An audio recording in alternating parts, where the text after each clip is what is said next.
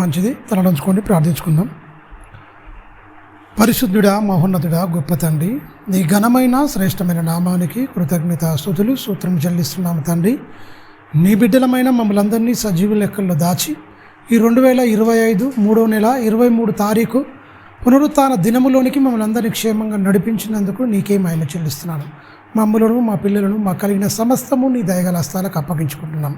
విలువైన సంగతులు మాకు నేర్పిస్తున్నారు నాయన. నీ వాక్యాన్ని తండ్రి మేము పఠించాలి, మా బ్రతుకుల్లో మేము పాటించాలి, సమాజంలో మేము చాటించాలి నాయన. విలువైన సంగతులు మాకు నేర్పించి నీ సాధనాలుగా, పనిముట్లుగా, పాత్రలుగా నీ పక్షాన మమ్మల్ని వాడుకోమని నిండు మనసుతో వేడుకుంటూ చెప్పబోతున్న మరుగుపరిచి సూటిగా నాతో, మాతో అందరితో మీరే మాట్లాడమని, మాలో ఉన్న లోపాలను సరిదిద్దే దేవుని వాక్యాన్ని దగ్గరికి వచ్చాం మేమందరం తండ్రి. చక్కని మాటలు మాకు నేర్పించండి. మా లోటుపాట్లన్నింటినీ సరిదిద్ది మీరు వాడుకునే అర్హమైన పాత్రగా తీర్చిదిద్దామని నిండు మనసుతో వేడుకుంటూ క్రీస్తునామాని ప్రార్థన అడుగుతున్నాం తండ్రి, ఆమేన్. అందరికీ ప్రభునామన వందనాలు, క్రీస్తులో శుభాలు. మంచిదండి. దేవుని వాక్యాన్ని మనం పాటించాలి, మన బ్రతుకుల్లో పాటించాలి, సమాజంలో, లోకంలో మనం చాటించాలంటే పాటించినప్పుడు, బ్రతకనప్పుడు మనం ఎవరికి ఏం చెప్పలేం. అది గమనించాలి ఖచ్చితంగా. అందువల్ల ఒకసారి చూడండి, యెహోషువ గ్రంథము 1వ అధ్యాయం 8వ వచనం చూడండి. ఏమంటుండే ఒక మాట. యెహోషువ గ్రంథము 8వ వచనం, 1వ అధ్యాయము 8వ వచనం.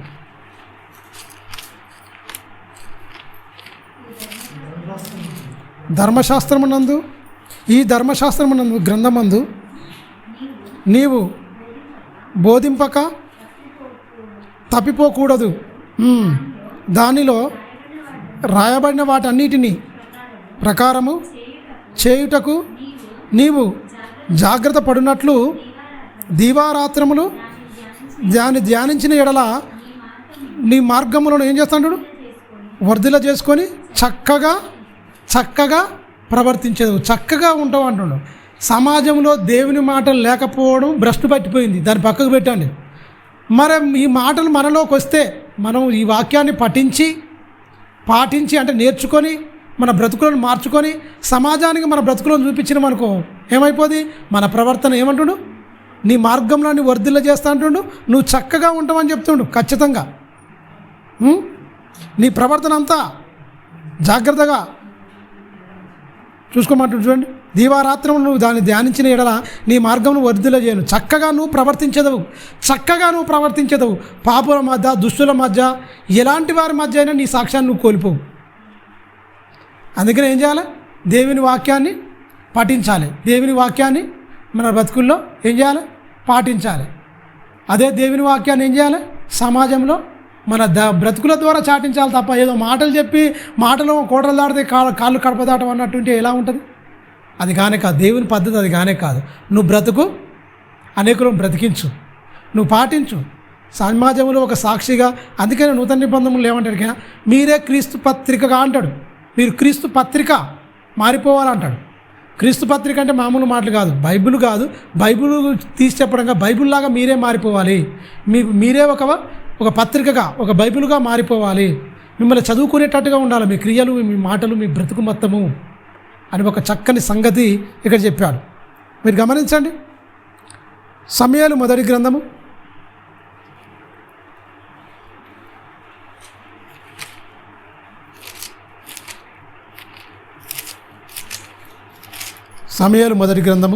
2వ అధ్యాయము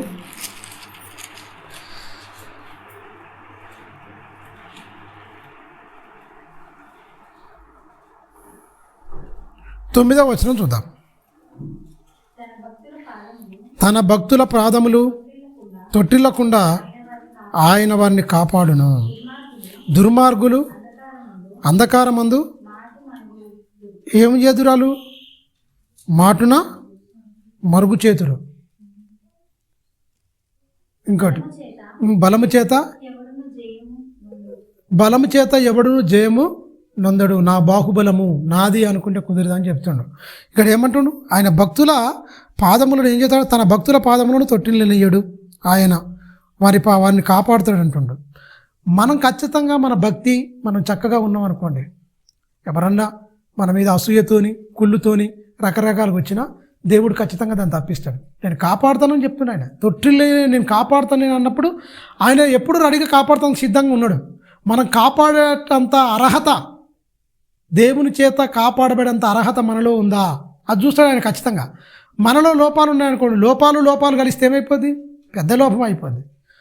ఎదుటి వాళ్ళలో లోపం ఉందనుకోండి, మనలో ఏ లోపం లేకుందనుకోండి, ఏమైపోతాడు? ఖచ్చితంగా వీళ్ళు నా కుమారుడు తప్పించడానికి. అందుకని ఆయన ఏమంటాడంటే ఆయన భక్తులను ఏం చేస్తాడు? ఆయన కాపాడుతాడట. తన భక్తులను పాదములు తొట్టిల్లకుండా ఆయన వారిని కాపాడును. దుర్మార్గులు చాలా ఇదిగా ఉంటారు, వాళ్ళు మాట అయిన మరుగుండే చోటు పొంచుకుంటారు, బలం చేత ఎవడును జయించడు అని చెప్తున్నాడు. మీరు గమనించండి, ఈ లోకంలో ఖచ్చితంగా ఏం చేస్తారు? ధనబలము జనబలం చాలా ప్రాముఖ్యం. నా వాళ్ళు జనబలంతో విర్రవీగిపోతారు, ధనబలంతో విర్రవీగుతారు. ఈ రెండు చాలా ప్రాముఖ్యమైనవి. సమాజాన్ని మొత్తం ప్రభావితం చేసేది ధనబలము జనబలం ఉందంటే వాడిని ఓడి పట్టుకోడు. ఇక ధనబలము జనబలం ఉందనుకోండి పట్టుకోలేరు. ఈ ధనబలం ఉన్న దగ్గరక జనమంతా గుంపులు కుడుతుంది. జనబలం ధనబలం వేరువేరుగా ఈ రెండు కలిసే ఉంటాయి. మీరు గమనించండి, క్రీస్తు దగ్గర ధనబలం లేదు, జనబలం లేదు, ప్రేమ అనే బలం ఉంది. ఆ ప్రేమతోనే మొత్తం ఆకర్షించండు. మనుషులు అందరూ మోసం చేస్తారు, మనుషులు అందరూ మనిషికో మాట మాట్లాడతారు. చెడిపోయిన మనుషులందరినీ ఏం చేసింది? ప్రేమతోనే ప్రతి మనిషి హృదయాన్ని ఏం చేసిండే? జయించుకోండు. కత్తిబట్టలే, కర్రబట్టలే ఏం చేయలే. నేను ఒక రాజ్యాన్ని స్థాపిస్తున్నా, ఆ రాజ్యంలో కులాలు ఉండవు, మతాలు ఉండవు, ఏది ఉండవు. తారతమ్యాలు హెచ్చు తగ్గులు అనేది లోకంలో ఉంటాయి, లోక రాజుల దగ్గర ఉంటాయి. కానీ నా దగ్గర అందరూ సమానం అని సమానత్వాన్ని చూపించి యేసుక్రీస్తు తన శిష్యుల పాదాలు కడిగిందంటే మీకు అర్థం కావాలి. ఏ రాజైనా ఎవరిని పాదాలైనా కడుగుతాడా? కడిగిపించుకుంటాడు, అవసరమైన కూడా ఒత్తిపించుకుంటాడు, వారికి ఊడిగం చేయించుకుంటాడు. మొత్తం లోకరాజులు అయితే పరలోకపు తన మహిమను విడిచి మట్టి దేహాన్ని ధరించుకొని ఈ లోకంలో 33.5 సంవత్సరాలు బతికిండండి. 33.5 సంవత్సరాలు బతితే 3.5 సంవత్సరాలు ఆయన సేవ చేసిండు. మొత్తం యేసుక్రీస్తు 3.5 సంవత్సరాల పరిచర్యలో అనేకమైన హృదయాలను మొత్తం ఆయన ఆక్రమించుకుండంటే హృదయాలను తెప్పరిల్ల చేసిండు. బతికితే ఇలా బతకాలి మనిషి, ఒక రక్త మాంసమును కలిగి ఉన్న మనిషి భూమి మీద ఎంతోమంది వచ్చిర్రు, బతికిర్రు. కానీ యేసులాగా బతికినోడు ఒక్కళ్ళేడు. యేసు ఏంటంటే తన శరీరాన్ని జయించిండు. మొత్తం తనామనాన్ని భేదం అందరి సమానంగా ప్రేమించిండు. కుష్ఠరోగులు సైతం ఏం చేసుకుండు? అత్తుకున్నాడు. వీళ్ళు అసహించుకోలే, సమాజాన్ని చూసి ఏవగించుకోలే, కనికరపడ్డాడు, జాలిపడ్డాడు, ప్రేమించిండు. తనలాగానే ఉండాలి, నాలాగా మారాలి అని యేసుక్రీస్తు ఎప్పుడో చెప్పాడు. మీరు గమనించండి, నేను కేసీఆర్ మాట్లాడుతాను. ఎర్రవెల్లి ఫామ్ హౌస్లో జనాలు అందరూ పాదయాత్రతో వైజాగ్ నుంచి వచ్చి, అంటే మన ఆదిలాబాద్ జిల్లా నుంచి వచ్చారు. మాట్లాడుతుండు, కేసీఆర్ ఎంతో కాలం ఉండడు మీ మధ్య, ఎంతో కాలం కేసీఆర్ ఉండడు. కేసీఆర్ మీకోసం ఇంతకాలం పోరాటం చేయలేడు.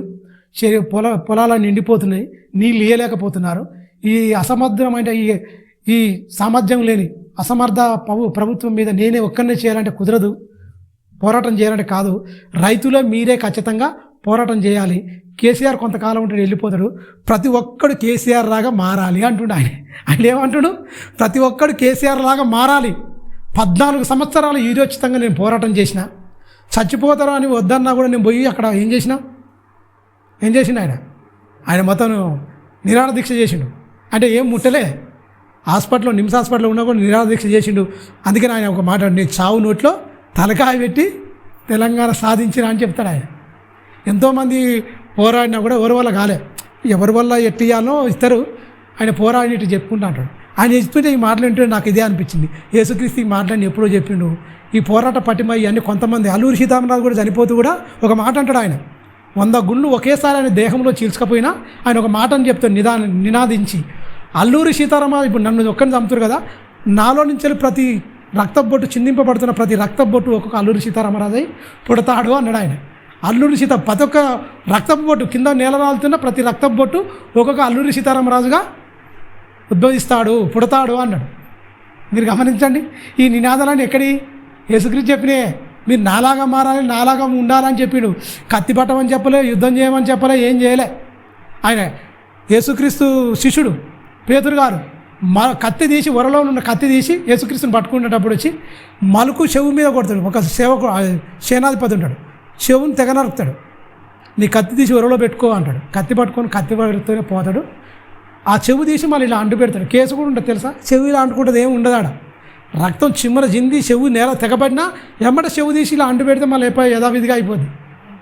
మీరు గమనించండి, కత్తితోని కర్రతోని సాధించేది ఏం లేదు. మొత్తం ఏమైపోద్ది, మరణహోమం, విధ్వంసం అయిపోద్ది, మొత్తం నాశనం అయిపోద్ది. దీనివల్ల సాధించేది ఏం లేదు, కేవలం ప్రేమే అనుకున్నాడు. ప్రేమతోనే వచ్చాడండి. కొట్టినా తిట్టినా ప్రేమ చిరునవ్వుతోనే వెళ్ళిపోయింది తప్ప ఏ దాని మీద చేయలే. అందుకనే ఈరోజు ఏంటి, జ్ఞానం లేదు. జ్ఞానం లేకనే మొత్తం ఇది అయిపోతుంది. క్రైస్తవులు కూడా రెచ్చిపోతున్నారు. మొత్తం క్రైస్తవులుగా క్రీస్తును వెంబడించామని చెప్పుకుంటూ, క్రీస్తు శరీరాన్ని తింటూ, క్రీస్తు రక్తాన్ని త్రాగుతూ భయంకరంగా వీళ్ళు కూడా అన్యుల కంటే అధ్వానంగా దిగజారిపోతాడు. మీరు గమనించండి. ఆయన ప్రాణత్యాగం అర్థమైందా? అసలు ఆయన ఎందుకు వచ్చిండు, ఆయన ఏం చేసిండు, ఏం నేర్పిండు అని సమాజానికి ఏం అర్థమైందండి? నేర్చుకుంటారా ఒకసారి? మీరు గమనించండి, చూద్దాం. సామెతల గ్రంథం తీయండి, 2వ అధ్యాయము 11వ వచనం చూద్దాం. 2వ అధ్యాయము 11వ వచనం చూద్దాం. ఏం చెప్తుండు? ఆయన తన భక్తుల ప్రాణాలు తొట్టిలేడు, ఖచ్చితంగా కాపాడుతాడు. చూడండి ఏమంటున్నా ఆయన, బుద్ధి నిన్ను కాపాడును, వివేచన నీకు కావలి కాయును, అది దుష్టుల మార్గము నుండి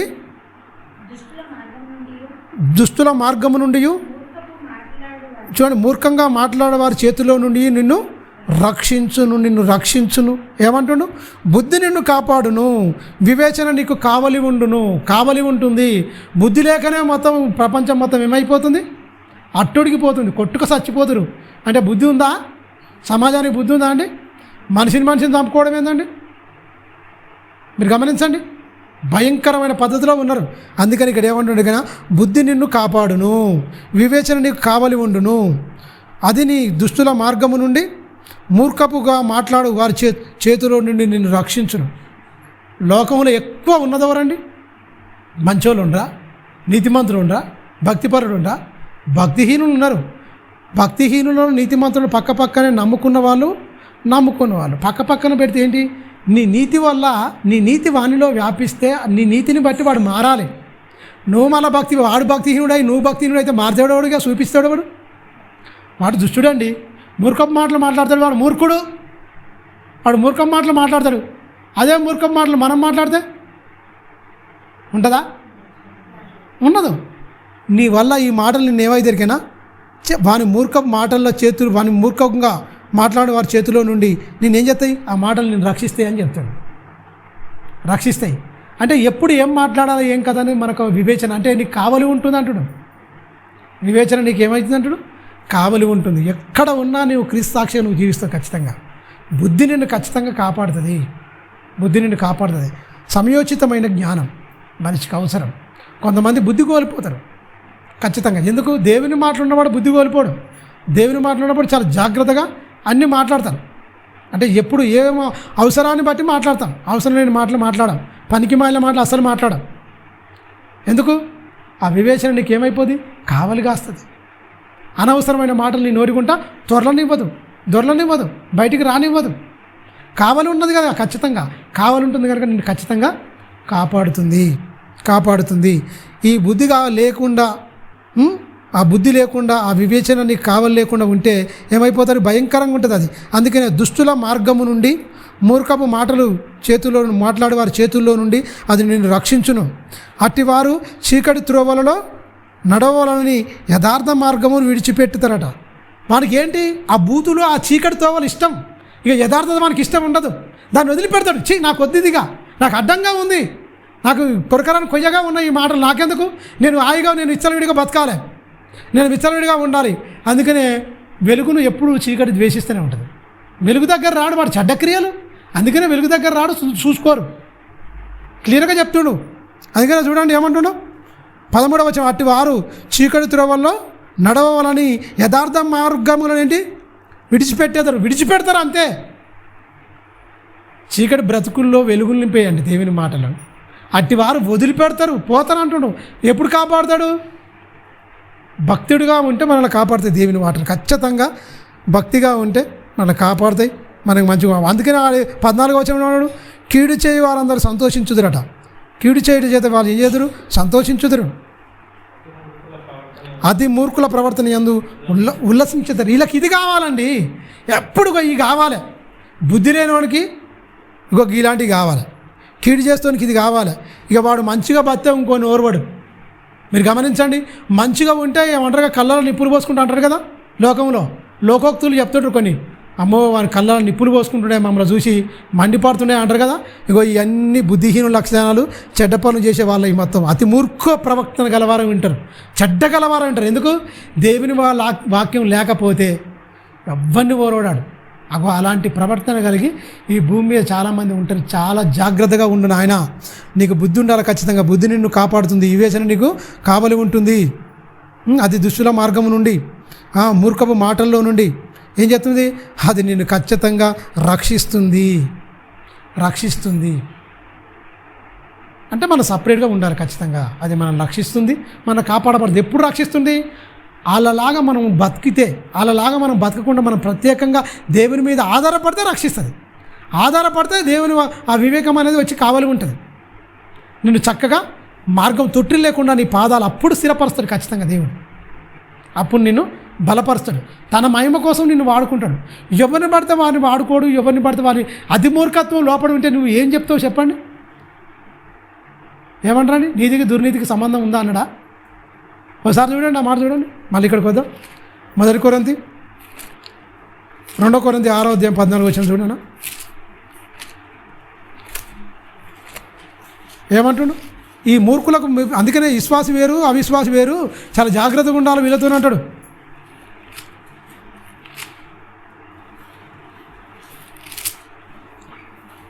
6వ అధ్యాయం 14వ వచనం నాన్న, 6:14. మీరు అవిశ్వాసులతో జోడిగా ఉండకూడి, నీతికి దుర్నీతితో ఏం సాంగత్యం? ప్రశ్నిస్తుండండి.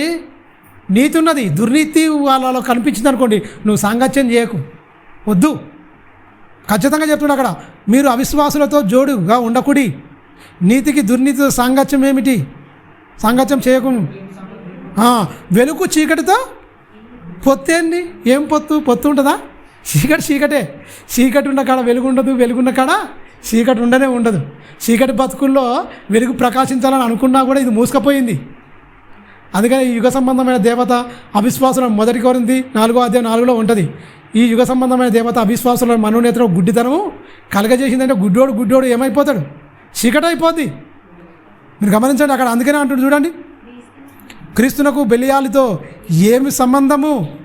అవిశ్వాసతో విశ్వాసికి పాలెక్కడిది? దేవుని ఆలయముకు విగ్రహముతో ఏం పొందిక? నువ్వు ఆలయంగా ఉండాలి, విగ్రహంగా వాడు ఉండాలనుకో, విగ్రహం ఏం లాభం? ఒట్టిది. విగ్రహంగా నువ్వు మారొద్దు, కదులుతున్న దేవాలయంగా ఉండాలి. క్రైస్తవుడా, కదులుతున్న దేవాలయం. విగ్రహంగా ఉంటే కుదరదు, నువ్వు ఒక విగ్రహంగా మారిపోవద్దు. ఎంత మంచి మాటలు చూడండి. ఏం సంబంధము? క్రీస్తుకు బెలియాలతో ఏమి సంబంధము?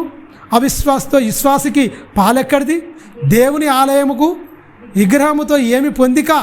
మనము జీవము గల దేవుని ఆలయమై ఉన్నాము. అందుకు ఇలాగూ దేవుడు సెలవిచ్చుచున్నాను, నేను వారిలో నివసించుదును, సంచరించుదును. నేను వారిలో వారి దేవుడినై ఉందును, వారు నా ప్రజలై ఉందురు, వారి ప్రజలై ఉందురు అంటే అంటుండు. కావున మీరు వారి మధ్య నుండి బయలుదేరి ప్రత్యేకంగా ఉండండి. దుస్తులకు మీకు సపరేట్గా ఉండాలంటుండే, అంతే. ఎప్పుడు చెప్తున్నాను ఇది? మొదటి 100 ఏళ్ళనే అపోస్తలుడైన పౌలు గారు చెప్తున్నాడు, మీరు ప్రత్యేకంగా ఉండాలంటే ఏమి ఉండాలి? దేవుని వాక్యాన్ని మనం ఏం చేయాలి? పాటించాలి, మన బ్రతుకుల్లో పాటించాలి, సమాజంలో చాటించాలంటే మాట కాదు, బ్రతుకుతోరని చెప్పాలి. వీళ్ళు దేవుని పిల్లలు రా, వీళ్ళు ఎవరితో పోర్రా, అనవసరమైన మాటలు మాట్లాడరు వీళ్ళు అనేది ఖచ్చితంగా గౌరవిస్తారు లోకం కూడా. నువ్వు లోకంలో కలిసిపోతే నిన్ను గౌరవించేటోడు. అందుకని మన గౌరవాన్ని మనం తగ్గించుకుంటున్నామంటే మనం వీళ్ళతో ఆడుతున్నట్టు మనం బుద్ధిహీనుల దగ్గర మౌనంగా ఉండు. నోటికి చిక్కం పెట్టుకోమంటాడు. బుద్ధిహీనులు ఆడు ఉన్నానుకో, నువ్వు నోటికి చిక్కం పెట్టుకో అంటాడు. దావీదు అన్నాడా లేదా? అన్నాడు, నీ నోటికి చిక్కం పెట్టుకో, ఎందుకంటే ఇది ఎక్కడ చెప్పరండి, దైవ గ్రంథములోనే ఈ మాటలన్నీ ఉన్నాయి. మన బ్రతుకు పుస్తకం అండి. మనం ఖచ్చితంగా ఈ పాటించవలసింది 60 ఏళ్ళు 70 ఏళ్ళు ఖచ్చితంగా మనకు ఇంతకాలం అయితే దేవుడు జీవితకాలం ఇచ్చినో అంతకాలం చక్కగా మనం జీవిస్తే ఈ మట్టి దేహమే ఒకానొక దినాన మన నిరీక్షణతో మనం జీవిస్తే, భక్తితో ఒకానొక దినాన ఈ మట్టి అనేది మహిమదేహంగా మారి పరలోకంలో యుగాలు ఉండే జీవితం తెచ్చుకుంటాం మనం. ఇక్కడ ఉండేది ఎన్ని రోజులండి? 60 ఏళ్ళు 70 ఏళ్ళు. ఏమైనా సంతోషం ఉందా? ఆనందం ఉందా? బాధే కదా. ఎన్ని బాధలు, ఎన్ని వేదనలు ఉంటాయి, ఎన్ని కష్టాలు, కన్నీళ్ళు. ఇవన్నీ లేకుండా లేని లోకం ఒకటి ఉంది, అదే పరలోకం. ప్రతి బాష్ప బిందువు చూడబడుతుంది. ఎండదెబ్బ వడదెబ్బ అక్కడ ఏది ఉండదు. దానికోసం ఇక్కడ ఖచ్చితంగా నువ్వేం చేయాలి? కష్టం వచ్చినా నష్టం వచ్చినా ఏదొచ్చినా సరే కానీ చక్కగా నువ్వు భక్తితో నీ జీవితాన్ని కొనసాగించుకో అంటున్నాడు. బుద్ధి నిన్ను కాపాడంటే కానీ నువ్వు బుద్ధి మనకు ఉందనుకోండి, ఎవరితో మనం సావాసం చేయాలో ఎవరితో చేయకూడదని మనకు ఖచ్చితంగా చెప్తుంది బుద్ధి. వివేచన నీకు కావాలని ఉంటుంది ఖచ్చితంగా, ఏం మాట్లాడాలి ఏం మాట్లాడకూడదని. అందుకని మూర్ఖంగా మాట్లాడతారుగా, వాళ్ళ చేతిలో ఉన్నట్టు నేను రక్షిస్తాడా. దుష్టుల మార్గము, మూర్ఖంగా మాట్లాడే వారి మాటల్లో నుంచి కూడా నిన్ను కాపాడుతుంది, రక్షిస్తుంది. ఎంత జాగ్రత్తగా అంటే ఎంత ఉన్నది మీరు గమనించండి.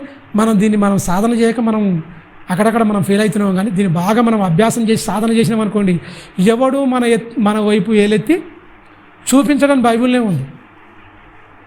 బైబిల్నే ఉందండి. ఎవడు చూపించడు, మనుషులందరి వల్ల నువ్వు దైవవంతం అని కూడా అంటాడు. సామెతల గ్రంథం చూడండి 3వ అధ్యాయంలో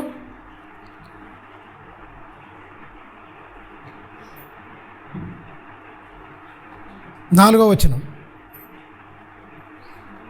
3:4 అప్పుడు దేవుని దయందును మానవుల దృష్టి యందును నీవు దయనొందిన వాడవు మంచివాడవని అనిపించుకుందు. దేవుని జ్ఞానం ఉంటే నువ్వు మంచివాడవని వాళ్ళే అంటారట. బుద్ధి జ్ఞానం ఉంటే ఏమవుతాడ? బుద్ధి జ్ఞానం ఇవన్నీ మనకు ఉన్నాయనుకోండి, నువ్వు మనుషుల దయలోను దేవుని దయలోను నువ్వు ఏమైపోతావు? మంచివాడవు అనిపించుకుంటావు. నువ్వు మంచివాడవని నువ్వు ఇటు ఉంటలేవు అటు ఉంటలేవు, నువ్వు వచ్చిన స్థితిలో ఉంటున్నావు కనుక ఎటు కాకుండా పోతున్నావు మనం. అంతేనా కాదా? నువ్వు లోకంలో ఉన్నావు అనుకో, ఎలా ఉంటుంది? మంచోడు అంటారా? నీ ముంగట మంచోడన్నా నువ్వు అసలు పోగానే వీనంత దుర్మార్గులు లేరు అంటాడు. అవునా కాదా? నువ్వు యథార్థంగా దేవుల్లో ఉన్నావు అనుకోండి, నీ వెనక ముందు ఒకటి మాట్లాడుతుంది సరిపోడు. ఎందుకంటే లేదు వాళ్ళు ఇలా ఉంటారు కాబట్టి అనవసరంగా మనము అనకూడదు అనేది వాళ్ళకి అది ఖచ్చితంగా ఉంటుంది. అందుకని ఎంత మంచిగా చెప్తుంటాడు అక్కడ 3వ అధ్యాయంలో 4వ వచనం. అప్పుడు దేవుని దృష్టి యందును మానవుల దృష్టి యందును నువ్వు దయనొంది మంచివాడవని అనిపించుకుందువు.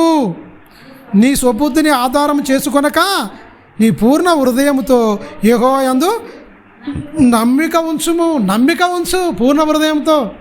నీ సొంత బుద్ధితో ఉంటేనే ఇది నా దృష్టికి నేనే బుద్ధుడిని ఆడ ఉన్నవా, నా దృష్టికి నేనే శుద్ధుడిని అనుకున్నానయ్యా. అనేకులను నింద మోపాను. బండ మీద సర్పం జాడ తెలియకుండా ఎట్లా ఉంటుందో నేను పాపం చేసి అట్లా దుడిచేసుకున్నా. నేను నీకు కనపడకుండా ఏమైనా దాచుకుంటున్నా?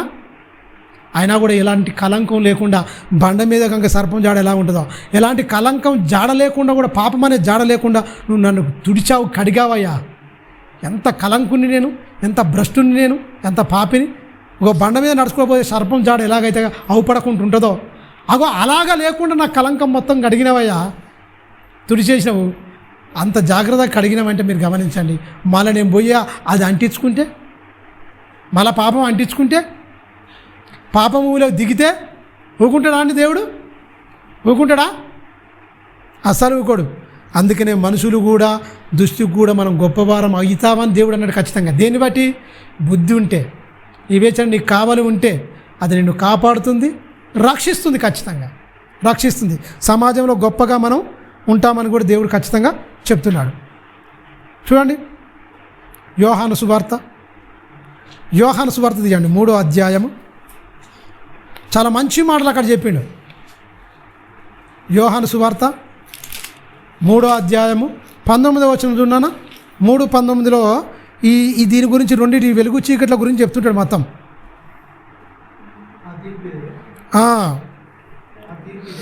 18 నిమిషాలు చదువుకుందాం.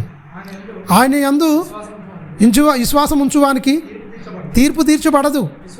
విశ్వసించని వాడు దేవుని అద్వితీయ కుమారుని యందు నామమందు విశ్వాసం ఉంచలేదు గనుక ఆయనకి ఇంతకు ముందే తీర్పు తీర్చబడెను.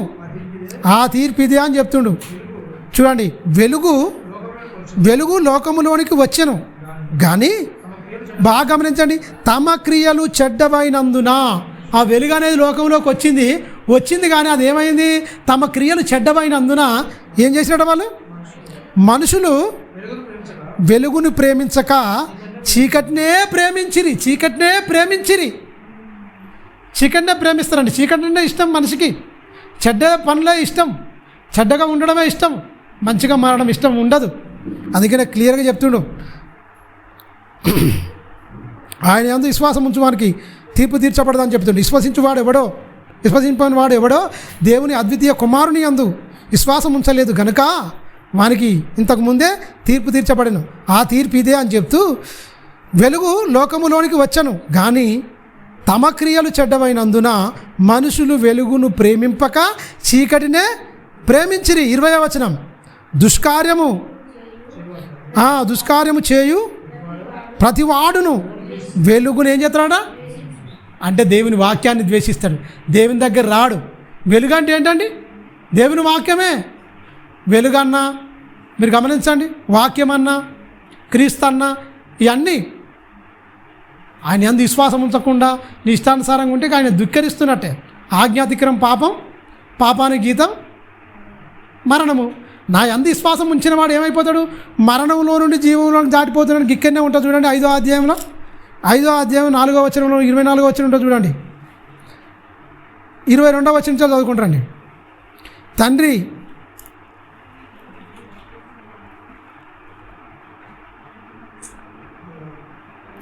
5వ అధ్యాయము 22వ వచనం, తండ్రికి ఎవరికి తీర్పు తీర్చాడు కానీ తండ్రిని గణపరచున్నట్లుగా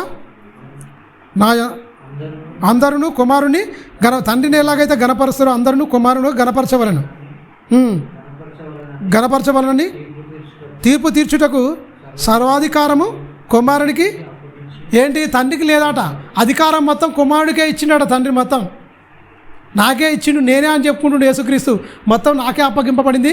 ఏం శిక్షించాలన్నా, నిన్ను దండించాలన్నా, నిన్ను జీవంలో దాటించాలన్నా, నిన్ను నరకంలో వేయాలన్నా నా చేతుల్లోనే ఉంది. ఇది అధికారం మొత్తం నాకు ఇచ్చిందని చెప్పుకుంటుండు యేసుక్రీస్తు.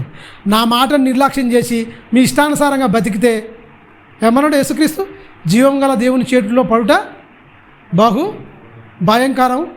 బతుకున్నప్పుడే మీకు ఆయుష్కాలం ఉన్నంత వరకు మీరు జాగ్రత్త పడి మంచిగా మాటల ప్రకారంగా బతకండి అని చెప్తున్నా. కింది వచ్చిన చూడను, సర్వాధికారం కుమారుడికి అప్పగింపబడి ఉన్నది.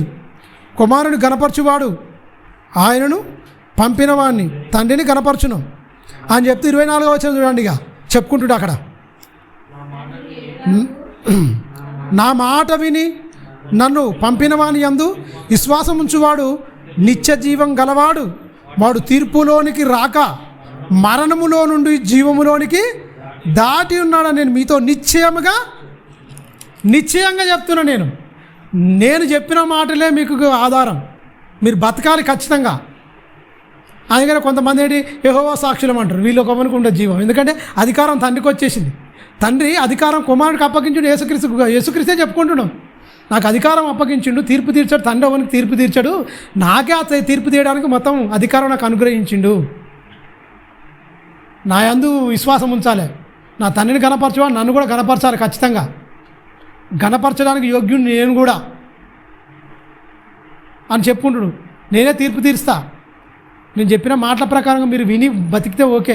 మరణంలో నుంచి ఏమైపోతారు? జీవంలోనికి దాటి ఉంటారు.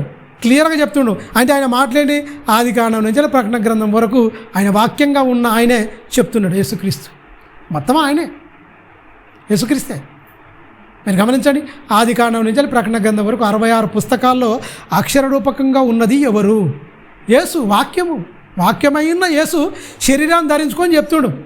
వాక్యమై ఉన్న యేసు శరీరాన్ని ధరించుకొని వచ్చి చెప్తుడు. పాత నిబంధన అంతట్లో ఏం చేసిండు? అక్షర రూపంగా ప్రవక్తలు దేవతలు ఆయన చెప్పిన మాటల రూపకంగా వచ్చినారు. ఇలా గ్రంథంలో లిఖింపు చేయబడ్డాయి మొత్తం వాక్యము. ఆ వాక్యమే శరీరధారి అయి కృపా సత్య సంపూర్ణుడుగా మన మధ్య 33 సంవత్సరాలు నివసించిండు. భూమి మీద నడియాడిండు మొత్తం ఈ ధరణి పైన. ఆయన చెప్తుండు, నా మాట నమ్మాలి, వినాలని. వెలుగును ఏం చేస్తాడట? ద్వేషిస్తుడట. చీకటిని ప్రేమిస్తుడు, వెలుగును ద్వేషిస్తుడు. చూడండి కింది వచ్చిన చూడండి, ప్రతివాడును వెలుగును ద్వేషించుచున్నాడు. తన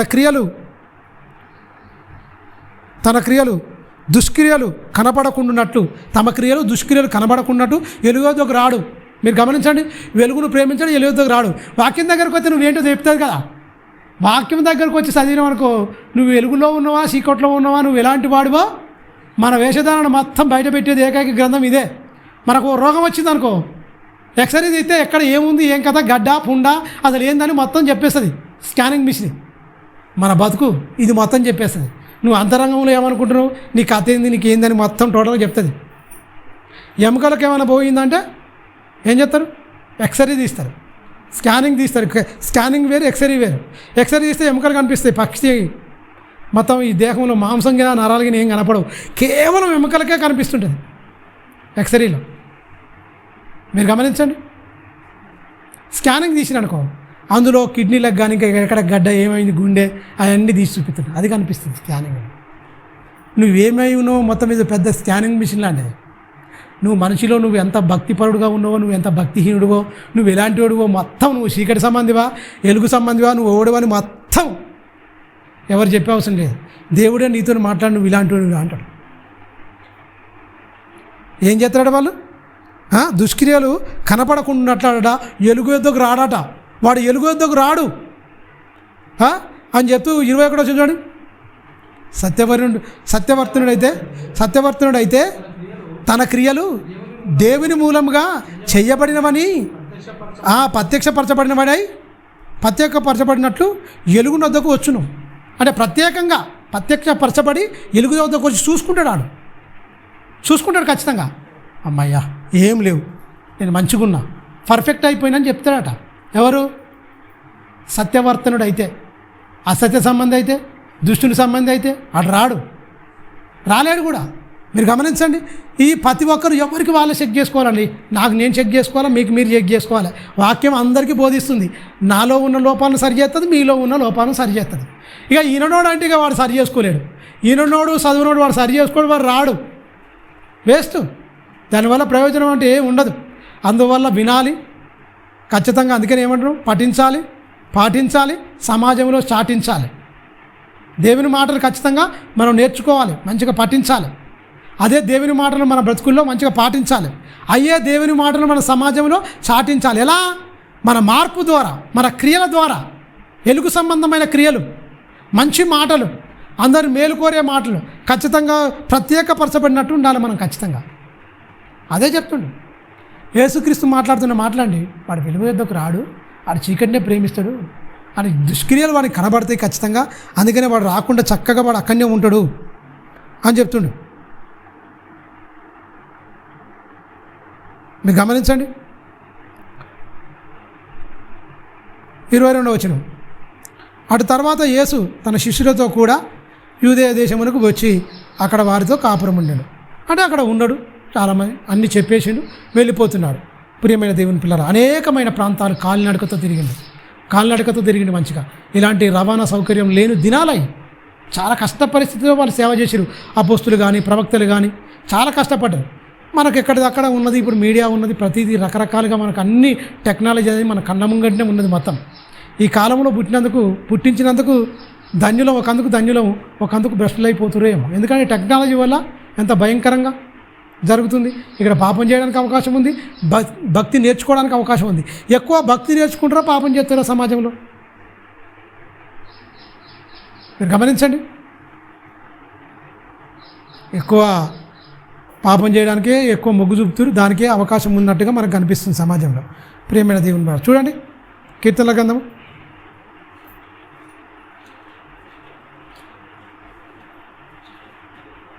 66వ అధ్యాయం 9వ వచనంలో ఉన్నాడు. 66:9 చూస్తే ఆయన ఎలా పుట్టించిండు, మనలా ఎలా కలగజేసిండు. ఆయన జీవపాత్రులుగా మమ్మల్ని కలగజేసిన వాడు ఆయనే.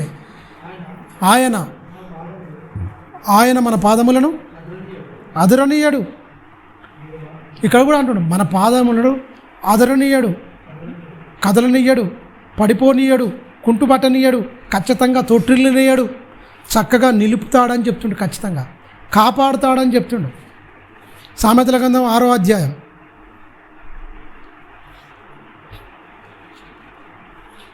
సామెతల గ్రంథము 6వ అధ్యాయం 22వ వచనం చూడనా. 6:22 నీవు త్రోవలో వెళ్ళినప్పుడు అది నిన్ను నడిపించును, నీవు పండుకున్నప్పుడు ఏంటిది అది నిన్ను కాపాడును, నీవు మేలుకున్నప్పుడు అది నీతో ముచ్చటించును. ఎంత మంచి మాట చూడండి. అది నిన్ను కాపాడుతుంది. ఇంటికి పోయి తిరిగి వస్తారు, దూర ప్రయాణానికి వెళ్తారు తమ్ముడిగిన, జీవన్ కానీ అలాగనే పవన్ కానీ ఎంతో దూర ప్రయాణం వెళ్తారు. పోయి రావాలంటే రోజుకొక అయితే తమ్ముడు ఒక 80 కిలోమీటర్ వస్తుందా, రానుబోను 35 కిలోమీటర్లు. ఈ తమ్ముడు అయితే దగ్గర పోనీకో 50 రానికో 50 అవుతుండొచ్చు. హైటెక్ సిటీ అంటే అంత దూరం. మరి మీరు గమనించండి, అది నీతో వస్తుందంటే ప్రయాణం అయిపోతుంది. నీ మాటలు ఉండాలి ఖచ్చితంగా. ఎలా వస్తుంది? నీ హృదయంలో ఉంటాయి ఆ మాటలు. అలా ధ్యానించుకుంటూ నువ్వు ఖచ్చితంగా వెళ్ళాలి. మళ్ళీ చదివినాను 6వ అధ్యాయము 22వ వచనంలో చెప్తుండే అక్కడ, నీ త్రోవలో 6వ అధ్యాయం, నీవు త్రోవలో వెళ్ళినప్పుడు అది నిన్ను నడిపించును, నీవు పడుకున్నప్పుడు అది నిన్ను కాపాడును, నువ్వు ఖచ్చితంగా నువ్వు మేలుకున్నప్పుడు అది నీతో ముచ్చటించున్నావు. చూడండి ఇక్కడ మంచి మాట, ఆజ్ఞ దీపముగాను ఉపదేశమును ఎలుగుగాను ఉండును. శిక్షార్థమైన గద్దింపు జీవమార్గము. చాలు, శిక్షార్థమైన గద్దింపు ఏందట?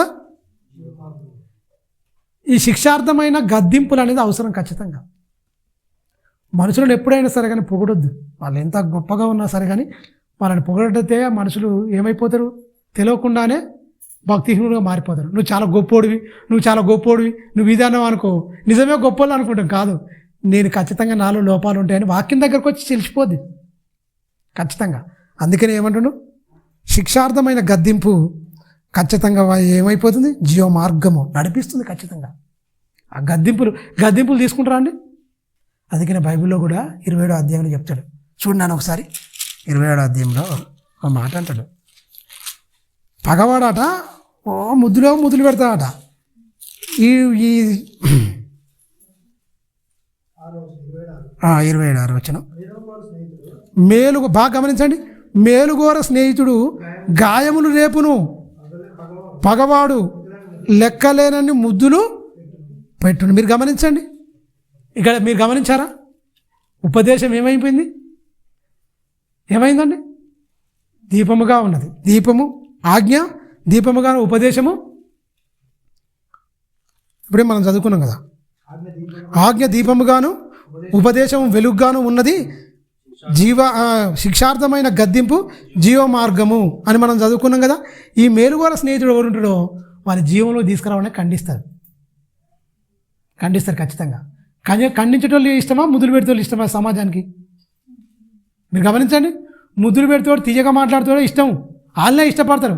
దేవుడు అది రివర్స్ చెప్తున్నాడు, వద్దు బాబు మా పొగుడుతుందంటే ఖచ్చితంగా అయిపో. అందుకనే బైబిల్లో ఇంకో మాట కూడా ఉంటుంది, మనుషులు మిమ్మల్ని కొనియాడిన ఎడల మీకు శ్రమ కలుగుతుంది. ఎవ్వడు మిమ్మల్ని పొగడొద్దు, మిమ్మల్ని సరి చేసేటోడు అవసరం. మనలో కూడా గద్దించేటోడు ఉండాలి ఖచ్చితంగా మంచిగా. ఎందుకంటే మన పొగుడుతోళ్ళు అవసరం లేదు. ఏదైనా తప్పు చేసిన అన్న ఇగో ఇది తప్పు, లేకపోతే ఇది అన్నట్టు చెప్పేటోళ్ళు ఉంటే పర్లేదు. కానీ అలాంటి వాళ్ళని మనం పెట్టుకోరు కదా. ఇది ముక్కుసూటిగా మాట్లాడతాం, అసలు పెట్టుకోరు, పొగిడితోళ్ళని పెట్టుకుంటారు. మనిషికున్న జబ్బేం తిరిగినా పొగిడితోనే పక్కకు పెట్టుకుంటాడు, ఇక సరి చేస్తూనే దగ్గర పెట్టుకోరు కానీ దూరం పెట్టుకుంటారు. అది మనిషికున్న పెద్ద లోపం అంటే అదే. ఈ 3వ వచనంలో ఒక మంచి మాట చెప్తుంది చూడండి. 3వ వచనంలో రాయి బరువు రాయికి బరువును ఇసుక బరువును,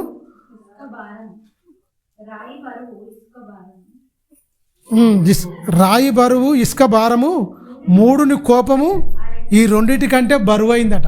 ఇది మీరు గమనించారా? ఇసుక మామూలుదా లేకపోతే ఇది గమనించా? రాయి తక్కువ ఉంటుందా అండి? రాయి బరువే ఉంటుంది, ఇసుక కూడా బరువే ఉంటుంది. ఈ రెండింటికంటే చాలా డేంజర్. ఎవడు ఎరికినా లోపల కోపం పగతో రగిలిపోతే డేంజర్ అని చెప్తాడు. ఆడ ఇసుక మోసినట్టే ఉంటుంది కానీ బాధ అంతా ఈ రాయి నెత్తిలో గుండునుగా మోసుకున్నట్టు ఉంటుంది. ఫ్రీగా ఉండడాడు, కృషించి ఎవరినో ఏదో చేసేదాకా వీనికి అజ్ఞం ఉంటుందట. దేవుడు ఎప్పుడు చెప్తుండండి? ఎప్పుడు చెప్తుడు? క్రీస్తు పూర్వం చెప్తుండండి 1000 సంవత్సరాల క్రితం సొలొమోన్ ద్వారా చెప్పిస్తున్న మాటలు. అరే మనిషికి ఈ రెండింటికి మీరు రాయి భారం అనుకుంటారా, ఇసుక కూడా భారం, పెద్ద భారం ఉంటుంది అనుకుంటారా, ఈ రెండింటికంటే డేంజర్ ఏది ఎరికినారా అని చెప్తున్నాడు. రెండింటికంటే డేంజర్ ఏది ఎరికినా 3 కోపం, అంతకంటే డేంజర్ అంటున్నాడు. అంటే ఈ రెండింటిని క్యారీ చేస్తూ మోసుకుంటూ పోతున్నాడు. అంటే ఏంటి, కోపం వచ్చి ఎట్లుంటుంది, ఈ రెండింటికంటే చాలా డేంజరు, అలాంటివి మీరు చాలా దూరంగా ఉండాలని చెప్తుండు. 2వ వచనంలో కూడా చూడండి, వాని నోరు కాదు, నీ నోరు కాదు, అన్యుడే నీ పెదవులు. ఏమంటుడు, పరుడే పొగుడుదురు. అందుకనే చెప్తూ చూడండి, 3 కోపము, ఆ 2 కంటే బరువు అని చెప్తూ, క్రోధము క్రూరమైనది. చూడండి, వరద వల్ల ఏమైపోతుంది, పొంగుతుంది. వరదలు వస్తుంది చూసినావా, కొట్టుకపోతే చూసినావా, అగో అలా పొంగిపోద్దట. అది మొత్తం ఇదైపోయేదాకా వాడు ఉండదట. అంటే మనిషిని తల్లి గర్భం నిర్మించిన దేవుడు చెప్తుండు, ఒక మనిషికున్న మనస్తత్వాన్ని ఆవిష్కరిస్తుండు. ఇలా ఉంటారా మనిషి, చాలా జాగ్రత్త. నువ్వు మనిషిగా కాకుండా దేవుడు అంతగా మారాలి అంటే మీరు గమనించండి, యేసుక్రీస్తుకు లేదా కోపం ఉంటుంది, కానీ ఆయన కోపాన్ని మొత్తం అనిచేసిండు. వద్దు వద్దు వద్దు, అమ్మో కోపం ఉండొద్దు, బరువు అది మొయ్యకూడదు. తిట్టినా కూడా తేలిగ్గా తీసుకుండండి, కొడుతున్నా కూడా సిలువలో ఉండి క్షమాపణ ఏంది, ఆయన దేవుడుగా ఉన్నాడు కాబట్టి. శరీరంలో ఉన్న దేవుడే యేసుక్రీస్తు, శరీరంలో ఉన్న దేవుడిగానే బతికిండు ఆయన. అందుకనే మీరు మారాలి, నాలాగా మీరు మారితే మీకు అన్నీ మంచిగానే ఉంటాయి అన్నాడు. ఈ భారాలు మోసుకుంటూ ఎంతమంది నలిగిపోతురో తెలుసు మనకు సమాజంలో, తెలుసా? జాగల విషయంలో పగా ప్రతీకారాలతో రగిలిపోతూ చిన్న ఆట విషయంలో మీరు గమనించండి, కొట్టుకొని కోట్ల చుట్టూ తిరుగుతలేరా, కోట్ల చుట్టూ చిన్నగా గెట్టు పంచాయతీలు వచ్చి గింత జరిగిండు మాకు, అగో దానికాడ కోట్లను వేసుకొని వీడు డబ్బులు వాడి డబ్బులు లాయర్లను బతికిస్తూ ఎంతమంది చేస్తలేరు. కోపం ఎంత డేంజరో చెప్తుండండి, కోపం గురించి చెప్తుండు. అంటే ఇవన్నీ మనకు తెలిసి ఉంటే ఏమైపోతాయి, ఇవన్నీ ఎందుకు రాయించిండు, మీరు వీటి బారిన పడొద్దు, తప్పించుకోవాలి. ఆజ్ఞ దీపముగాను ఉపదేశం వెలుగుంటే ఖచ్చితంగా ఏంటి నీకు తేటగా కనిపిస్తాయి, చీకట్లోకి వెళ్ళిపోడు అని ఖచ్చితంగా చెప్తున్నాడు. అందుకని ఇక్కడ చూడండి 6వ వచనంలో చెప్తున్నాడు, 5వ వచనంలో లోపల ప్రేమించుట కంటే బహిరంగంగా గద్దించుట మేలు. ఇక్కడ కూడా చెప్తుండు, లోపల ఎందుకు ప్రేమ, లోపల ప్రేమ ఉంది, బయటికి వానికి చెప్పకుండా పోతే వద్దు. లోపల ప్రేమించుట కంటే బహిరంగ గద్దించుట మేలు. ఎంత మంచి మాట చూడండి, లోపల ప్రేమించుట కంటే బహిరంగంగా గద్దించుట మేలు, ఎందుకంటే వాడు మంచిగా మేలునంతాడు. మేలుకోర స్నేహితుడు గాయములు చేయును, పగవాడు లెక్కలేని ముద్దులు పెట్టును. సమాజానికి ముద్దులు పెట్టేవాడు కావాలి తప్ప గద్దించేవాడు వద్దు. అంగీకరించారు మేలు. సమాజంలో యథార్థవాది లోక విరోధి అన్నట్టుంది సమాజంలో. మీరు గమనించండి, అదే చూడండి, ఇర్మియా గ్రంథము 11:15 చూడండి, ఇర్మియా 11వ అధ్యాయము 15వ వచనం చూడండి ఏమంటున్నాడో, దుర్వ్యాపారము జరిగించిన నా ప్రియురాలికి నా మందిరములో నా నిర్మితమేమి, నా మందిరము ఎందుకు ఉండాలి, ఏమన్నా ప్రియురాలు అంటుండు, సంఘంతోనే అంటుండు. దుర్వ్యాపారం చేసేదానికి నాతోనే ఎందుకు, ఏం పని, లోకంలో దుర్వ్యాపారం చేసే ప్రియురాలతో నాకేం పని, నా మందిరంలోకి ఎందుకు రావాలి అంటుండు. అర్థమవుతుందా? ఏం పని ఈ దుర్వ్యాపారం చేస్తారు, నా మందిరంతో ఏం పని. మళ్ళీ చదువునానా 15వ వచనం, దుర్వ్యాపారం జరిగించిన నా ప్రియురాలికి నా మందిరముతో నిమిత్తమేమి, మొక్కుబల్ల చేతను, ఆ ప్రతిష్ట మాంసము తినుడి చేతను నీకు రావాల్సిన కీడు నువ్వు పోగొట్టుకోలేవు.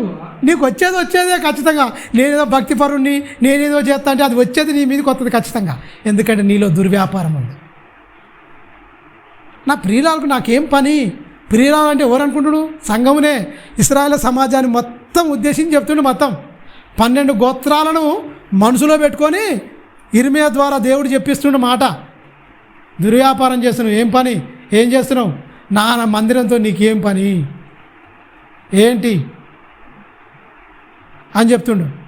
అంత మాత్రం చెప్పడం కాదు, మొక్కుబళ్ళు చేసుకుంటావు, ప్రతిష్ఠితమైన మాంసము తింటున్నావు, ఓకే, రాబోయే కీడు నువ్వు పోగొట్టుకుంటావా అని చెప్తుండా. అలాగైతే నీవు ఉత్సహించదవు, అది చక్కని ఫలము కదా, పచ్చని ఒలివ చెట్టని యెహోవా నీకు పేరు పెట్టును. చూడండి, గొప్ప తుఫాను ధ్వనితో దాని మీద మంట పెట్టగా దాని కొమ్మలు విరిగిపోవచ్చున్నవి. చూడండి, అది చెప్తుడు, కింద చెప్తుడు, ఇక మొత్తం క్లారిటీ ఇస్తుండే. ఇశ్రాయేలు వంశస్థులు, యూదా వంశస్థులు బయలునకు దుర్పాపం చేసి నాకు కోపం పుట్టించిన చేత తమంతట తానే చేసిన చెడుతనమును బట్టి మిమ్మును నాటిన సైన్యములకు అధిపతి అయిన యెహోవా మీకు కీడు చేయని నిశ్చయించుకొని ఉన్నాడు. నువ్వేం చేస్తే గదే వస్తుంది, కీడు నేను చేయలే, నీ బతుకులను బట్టి నువ్వు చేసుకుంటున్నావు, నేను ఎందుకు చేస్తా, నేను చేయను, నువ్వేం చేస్తున్నావో అన్నీ చెప్పేస్తుండు. ఆనాడు ఇశ్రాయేలు కానీ ఈనాడు క్రైస్తవులు కానీ. మీరు గమనించండి, దేవుడు చాలా ప్రేమ గలవాడు. ఆయన ప్రేమను మన మాటల్లో ఎంత ఉందని మనం వర్ణించలేము. దేవుని ప్రేమను మన బతుకున్నంత వరకు మనం వర్ణించలేము, చెప్పలేము. ఇంకా మనం ఇంకే చెప్పలేకపోతున్నాం, అంతే, చెప్పలేకనే మిగిలిపోద్ది, అంతే, అంత ఉన్నది ప్రేమ. అందుకనే ఇసుక రేణువుల వలె ఉన్నాయి మీ పట్ల నాకున్న తలంపులు. ఇసుక రేణువులకు మించంటే ఇసుకను లెక్క పెడతావా? సముద్రం ఇసుకను పోయి నువ్వు లెక్క పెట్టు, అన్ని ఉన్నాయంటే ఏం చెప్పగలవు? ఎట్లా మన బతుకు సరిపోద్దా అండి? మన బ్రతుకు సరిపోద్దా? దేవుడు ఇంతటి ఇలా ప్రేమ ఉంది, ఇలా ప్రేమిస్తాడు, ఇంత చేసిన నా పట్ల నువ్వు చెప్పగలవా? మనం బ్రతుకుతున్నామంటే అనుదినమైన కృపాదానమే, అనుక్షణం క్షణం ఆయన కృపాదానమే మనం బ్రతుకుతున్నామంటే. ఇశ్రాయేలు గురించి చెప్తున్నాండి, ఇశ్రాయేలు గురించి చెప్తున్నా, నువ్వు నీ వల్ల ఏంటి అసలు, ఎందుకు ఈ వ్యాపారం చెప్తున్నావు ప్రియులారా, ఎందుకు ఈ దుర్వ్యాపారం నాతోని నువ్వు చేసొచ్చి నాకెందుకు? మళ్ళీ చదివినాను,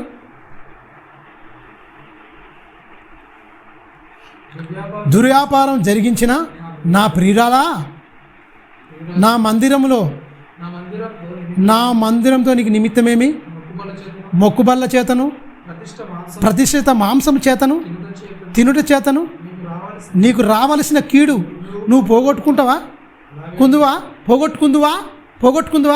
నీ జన్మ నీ వల్ల కాదు, పోగొడితే నేను పోగొట్టుకోవాలి, రాకుండా చేయాలంటే నేను, వచ్చేటట్టు చేయాలన్నా కూడా నేనే. నీ ప్రవర్తన మీద ఆధారపడుతుంది. ఈ రెండిట్లో ఏం జరిగినా దేవుని తప్పు కాదు. కీడు నీ మీదకి రావాలన్నా అది పోగొట్టుకోవాలన్నా ఎవరి మీద ఆధారపడింది? మన ప్రవర్తన మీద ఆధారపడిందని చెప్తుండే అక్కడ ఖచ్చితంగా. నువ్వేదో ప్రతిష్ఠించినా, ఏదో మాంసం తెచ్చినా, ఏదో నువ్వు ఉల్లసించి సంతోషిస్తా అంటే అది వచ్చేది కీడు రాకుండా మానదు. బతుకు దిద్దుకోకపోతే నువ్వు అస్సలు ఒప్పుకోనని చెప్తుంటే చూడండి. అలాగైతే నీవు ఉత్సహించుదువు. అలా ఒకరు పోతే మాత్రం నువ్వు ఆగుతావా? నువ్వు ఉత్సహిస్తావు, సంతోషిస్తావు. అది చక్కం ఫలము గల పచ్చని ఒలివ చెట్టే యెహోవా నీకు పేరు పెట్టును. గొప్ప తుఫాను చేతను ధ్వనితోను దాని మీద పంట పెట్టగా దాని కొమ్మలు విరిగిపోవుచున్నవి. ఇశ్రాయేలు వంశస్థులారా, యూదా వంశస్థులారా, బయలునకు ధూపార్పణం చేసి నాకు కోపం పుట్టిన చేత తమంతట తామే చేసిన చెడుతనమును బట్టి మిమ్మను ఎక్కడ నాటిండు? నరమక్కలను భూమి మీద నాటాను, నేనే ఇరిసేస్తాను, మిమ్మల్ని తీసేస్తాను, నరికేస్తా అంటుండగా. సైన్యములకు అధిపతగు యెహోవా మీకు కీడు చేసే నిర్ణయించుకొని ఉన్నాడు. కీడు చేయాలని నిర్ణయించుకుని ఫిక్స్ అయిపోయిండు. ఎందుకు? ఎన్నో అవకాశాలు ఇచ్చాడు. బయలుకు పోయి మొక్కుతారు. ఎన్నిసార్లు చెప్పిండు దేవుడు? లోకములో విగ్రహం పెట్టిది, ఆకాశం అందే కానీ, నీళ్ళయ్య అందే కానీ, భూమి అందే కానీ, నీళ్ళయ్య అందే కానీ, ఏ రూపం మీరు చేసుకోవద్దని చెప్పిండు. దేనికి సాగిలా పడొద్దని చెప్పినా లేదా? చెప్పిండు. అయినా కూడా మనుషులు ఊరుకుంటారా? ఏదానికోదానికి కనెక్ట్ అయిపోతూనే ఉన్నాం. చాలా భయంకరమైంది. నేను నిర్ణయించుకున్నా అన్నాడు. వాళ్ళని ఎంత నిర్ణయించుకొని ఎలా దండించిండో ఇందులో ఉన్న అధ్యాయాలు చదువుకుంటూ పోతుంటే ఇశ్రాయేలుని ఎంత పరుగులు ఎత్తించిండో, ఎంత చేసిండో. మొత్తం వాళ్ళు చేసిన తప్పులు చేసి శిక్షలు కావాలని తెచ్చుకున్నట్టే ఉంది తప్ప దేవుడు శిక్షించలేదు. దేవుని మనసు చాలా గొప్పది. మళ్ళా అంగలార్చి మళ్ళా ఏడిస్తే మళ్ళా కనికరం పడతాడు. మళ్ళీ జాలి చూపుతూనే ఉంటాడు. అంత ప్రేమగల తండ్రి, కఠినపరచుకోడు. వాళ్ళకి బుద్ధి రావడానికి అప్పచెప్తాడు. మళ్ళీ తండ్రి తండ్రి అని మళ్ళీ ఏడ్చి మళ్ళీ గోళ్ళు చేస్తే మళ్ళీ అక్కున చేర్చుకుంటూనే ఉంటాడు. ఎన్నిసార్లు ఇస్తాడు. అందుకనే కొత్త నిబంధనలో కోడి పిల్లలను తన రెక్కల కింద చేర్చుకున్నట్టు ఇశ్రాయేలు జనులను చేర్చుకోవడం నా రెక్కలు దినమెల్ల నేను చాపే ఉంచాను. వీళ్ళేది వస్తలేరు. కోడి పిల్లలన్న కోడి రెక్కల కిందకి పరిగెత్తుకొని పోతున్నాయి, కాపాడబడుతున్నాయి. కానీ నేను అలా కాపాడుకొని కూడా ఎత్తేనా ఒకరు రాలే. అందుకనే కోడి గురించి దాని పిల్లల గురించి ఎంతైతే జాగ్రత్త కలిగి ఎలా సాకుతుందో నేను అలా సాకుతున్నారా మీకు అర్థమైతే లేదు, నా దగ్గర రండి అని చెప్పిండు యేసుక్రీస్తు కూడా నూతన నిబంధనలో. చూడండి ఒకసారి రోమీయులకు రాసిన పత్రిక 1వ అధ్యాయం 32వ వచనం చూడండి. మనుషులకు ఉన్న జబ్బు చెప్తుండగా నూతన నిబంధనలు కూడా చెప్తుండు. 32వ వచనం చదువుకుందాం మనం.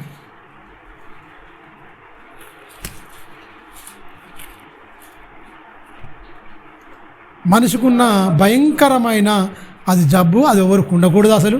అది ఉన్నది కాబట్టికనే చెప్తున్నాడండి, ఉన్నది కాబట్టికనే. 32వ వచనం నాన్న, 1వ అధ్యాయం 32వ వచనం చదువుకుందాం. లాస్ట్ వచనం అదే. ఇక ఇట్టి కార్యములు అభ్యసించువారు మరణమునకు తగినవారు అను దేవుని న్యాయ విధిని వారు బాగుగా ఎరిగిండి చేయొద్దనే చేస్తారట. వాటిని చేస్తారంటే అర్థం ఏంటి? పైన ఉన్న లిస్టు మొత్తం ఇచ్చింది. మొత్తం ఈ పనికి మాలిన పనులు చేయొద్దంటే గైడ్నే చేస్తారట మనిషి. మీరు బాగా గమనించారా? దేవుడు ఏవి చేయొద్దు అంటాడో మనిషి అయ్యే చేస్తాడు. ఇది వద్దురా అంటే నేను గదే చేస్తా ప్రభువా అన్నట్టు మీరు గమనించండి. అందుకనే శిక్షలు ఎందుకు వచ్చినాయి, ఎందుకు దేవుడు శిక్షించాడు? చాలామంది దేవుడు చాలా క్రూరంగా ప్రవర్తించుడు ఇదని కొంతమంది మూర్ఖులు చెప్తారు. కానీ దేవుడు విమర్శించడానికి కూడా అవకాశం ఇవ్వలే. ఆయన ప్రేమ, కన్న తండ్రి ప్రేమ, ఆయన మనసును మనం ఒకసారి ఆలోచిస్తే ఆత్మ సంబంధమైన సంగతులు ఎవరిని పడితే మనకు అర్థం కాదు. ఆత్మ సంబంధమైన సంగతులు ఆత్మతోనే సరి చేసుకుంటే ఆత్మ నేర్పు మాటలు బోధ నీకు అర్థం కావాలి. నీకు ఎవరు బోధించాలి? ఆత్మ నీకు బోధించాలి. మనుషులు బోధిస్తే వాళ్ళు తీరి బోధిస్తారు. కానీ దేవుడు బోధిస్తే ఆయన మనసు బోధిస్తాడు. ఆత్మ బోధిస్తే ఆయన మనసు బోధిస్తుంది. నీకు అప్పుడు ఆయన బాగా అర్థమైపోతాడు. ఈ లౌకిక ఆత్మతోని వీని స్వబుద్ధిని ఆధారం చేసుకొని వాక్యాన్ని చదివి ఇలా తప్పులు ఉన్నాయి, ఆ దేవుడు ఇలాంటోడు అలాంటోడు అని నోరు బారేసుకునే మూర్ఖులు చాలామంది లోకంలో దేవుని మీద. ఆయన ప్రేమ కానీ ఆయన వాత్సల్యత కానీ తెలియక మళ్ళీ ఆయన దయలేని ఒక క్షణం కూడా బతకడు. తిట్టేవాడు కూడా ఆయన దయ వల్లనే బతుండండి, తెలుసా? అందుకనే ఈ 32వ వచనంలో చూడండి.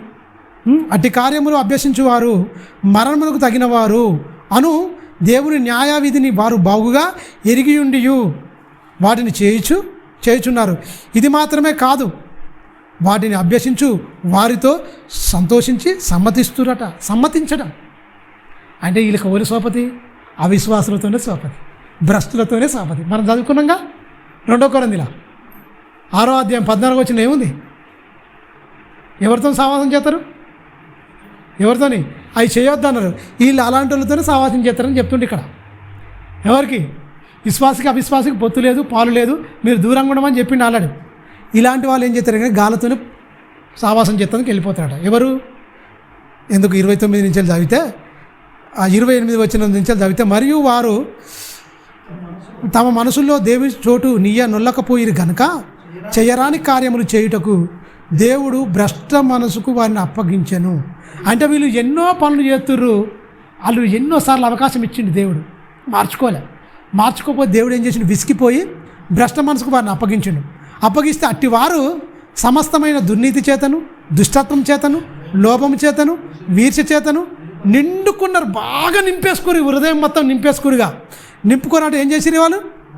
మత్సరమును, నరహత్యను, కపటమును, వైరమైన వాటితో నిండుకున్న వారై, కొండగాళ్ళు అంటే 2 మాట, ఇటు నీ దగ్గర నీ మాట నా మాట చెప్పేస్తారు. మొత్తం కొండగాళ్ళను, అపవాదకులను, దైవదూషకులను, హింసకులను, అహంకారులను, బింకములాడువారును, చెడ్డవాటిని ఒక్కదానికి 2 కల్పించాడు. వీళ్ళు చాలా ప్రమాదకారులు.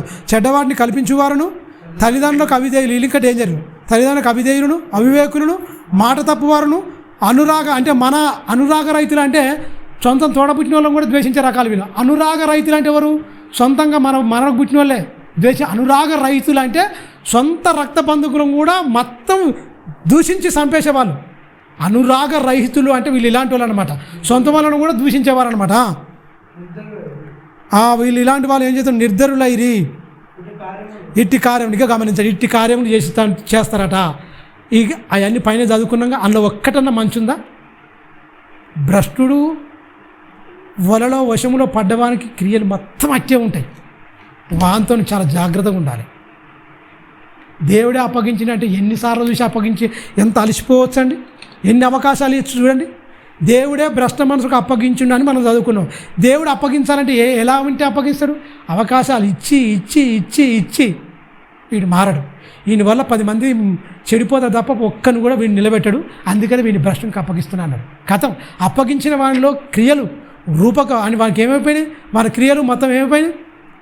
రూపాలుగా బయటకు వచ్చేసినాయి. వాడు అహంకారిగా మారిండు, హింసకుడుగా మారిండు, తల్లిదండ్రులకు అవిధేయుడుగా మారిండు. భయంకరమైన ఇవన్నీ ఇట్టి వాటిని అభ్యసించు వారితో వాడు కలిసి సంతోషిస్తాడు, సమర్థిస్తాడు. ఈ పాపాలంటే భయంకరమైనవి, దేవునికి వ్యతిరేకమైనవి అన్నీ. ఆయన్ని చేసి ఏం సాధిస్తారండి? సాధించేదని దేవుని న్యాయవిధి బహుగా ఎరిగి ఉండి వాళ్ళు ఏం చేస్తారు? వాటితో కలుస్తారట, సమ్మతిస్తారట, సంతోషిస్తారట, కలిసి సమ్మతిస్తారట. అంటే చచ్చిపోతామని తెలిసి కూడా నరకానికి వెళ్ళిపోతామన్నా కూడా భయం లేదు, చచ్చిపోతారన్నా కూడా భయం లేదు. ఇక చెప్పి దేవుడు ఏం చేసాడు? వదిలేసాడు. క్రైస్తవుల దాంట్లో కూడా కొండగాలు ఉంటారు, చాలా డేంజర్. కొండగాలు ఉంటారు, డేంజర్. నీ దగ్గరకు వచ్చి నీ మాట చెప్తాను, నా దగ్గర పోయి ఇంకో మాట చెప్తాను, ఇంకో దగ్గర పోయి. ఈ మధ్యాహ్నం ఉండేవాళ్ళు తమ్ముడు ఫోన్ చేసిండు, ఇది లైవ్లో వెళ్తున్నాడు, పేరు చెప్పే అవసరం లేదు. తమ్ముడు ఫోన్ చేసి రాత్రి మాట్లాడుతా ఉండు, ఒక అరగంట సేపు మాట్లాడాడు, ఇది ఇలా సంగతి అన్నా అని. నేను పరిశాన అయినా.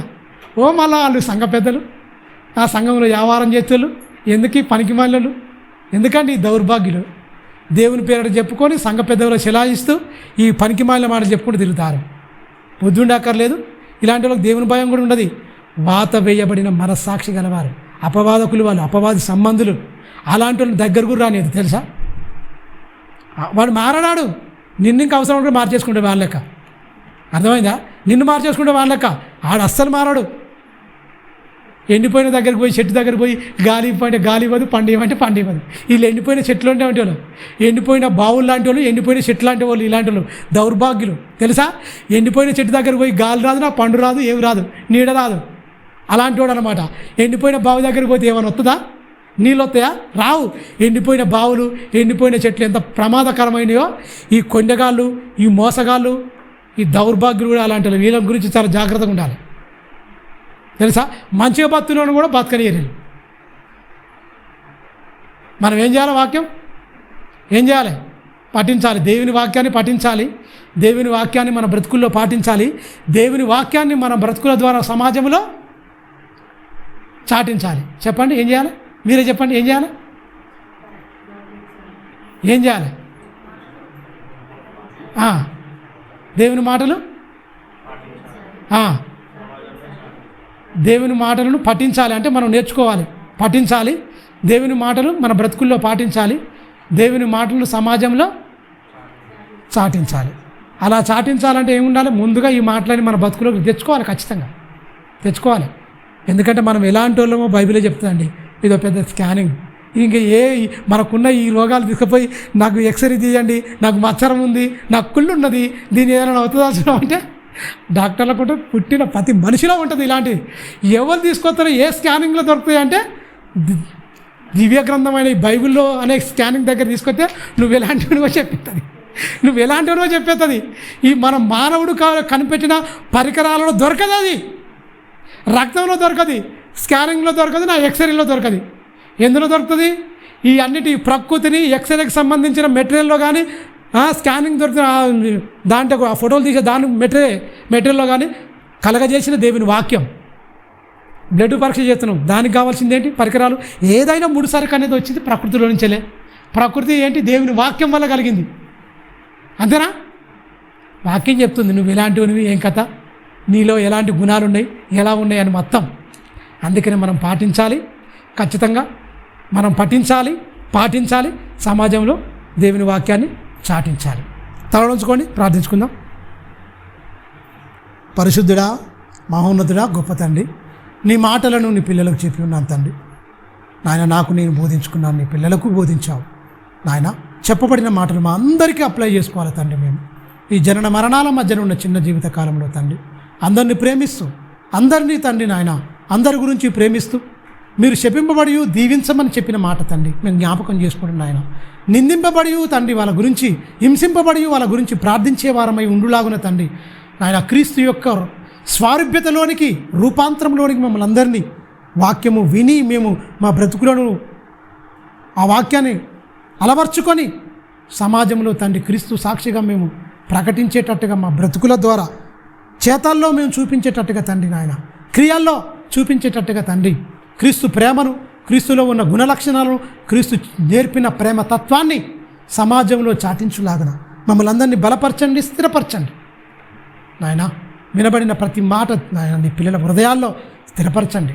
నీ పిల్లలు తొట్టిల్లిపోకుండా తండ్రి కాచి కాపాడండి నాయన. చక్కని మాటలు తండ్రి నీ పిల్లల హృదయాల్లో తండ్రి నాయన పెంపొందించండి, బలపరచండి, స్థిరపరచండి. నీ పిల్లల హృదయాల్లో ముద్రించి తండ్రి నీ సాక్షులుగా చెడిపోయిన లోకములో, ఈ చీకటి లోకములో, ఈ మలినమైన పోయిన లోకములో తండ్రి ఈ లోకం మాలిన్యత ఏమాత్రం అంటించుకోకుండా పరిశుద్ధులుగా, పవిత్రులుగా, నిర్దోషులుగా, నిష్కలంకులుగా తండ్రి జీవించి నీవు మా గురించి సిద్ధపరిచిన మహాలోకము స్థలం పరలోకానికి యోగ్యులుగా ఇక్కడనే మేము తీర్చబడి ఆ మహాలోకములోనికి తండ్రి చేరగల అట్టి ధన్యత, అట్టి పరిశుద్ధుల గుంపులో మేము ఉండులాగున తండ్రి మమ్ములను నీ వాక్యంతో తీర్చిదిద్దమని నిండు మనసుతో వేడుకుంటూ మమ్ములను, మా పిల్లలను